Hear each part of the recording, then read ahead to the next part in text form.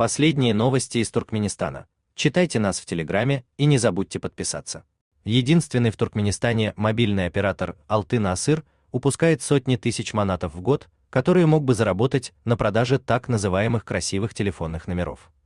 Ими продолжают торговать посредники в интернете, а деньги, скорее всего, идут прямиком в карман генерального директора Шихмурата Шахарлиева, родственника семьи Берды Мухамедовых. Гендиректор как минимум в курсе нелегальной торговли. Близнецы Юсуп и Ахмед Рахмановы несколько лет открыто продают красивые номера под своими именами и даже рекламируют услуги в Инстаграме. Аналогичный сервис рекламировал до недавнего времени и некий Герчек Гурбанов, но после публикации Turkmen News он очистил свои профили в Инстаграме и ТикТоке. Сейчас появился новый торговец, некий Дидар Аразнепесов из поселка Ясман-Салык близ Ашхабада. В продаже у него имеются как правительственные номера, начинающиеся на 70, так и блатные из новой серии 71. Красивые номера распространяют, разумеется, неофициально и нелегально. Плата за них идет мимо кассы мобильного оператора, с нее не отчисляют налоги в бюджет.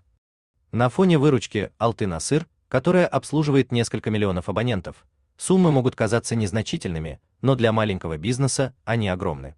Стоимость одного красивого номера начинается с $300 и доходит до 13 тысяч. Как технически возможен такой бизнес? А вот как. Дельцы заранее оформляют красивые номера на себя или доверенных лиц. Когда находится покупатель, то номер переоформляют на него. Однако официальной услуги переоформления в Алтын-Асыре нет уже 10 лет. Сменить владельца номера возможно только за личной подписью генерального директора Шихмурата Шахарлиева, то есть никто иной, как глава компании, ее же и обворовывает. Ведь если бы переоформление не убрали из списка услуг, то выручку с нее можно было бы направить на модернизацию сети, на развитие, на зарплаты, но все это, очевидно, не в приоритете у руководства. Между прочим, Turkmen News писал, что на самого Шахарлиева зарегистрировано минимум 19 королевских номеров. Схема напоминает работу билетной мафии в Turkmenistan Airlines.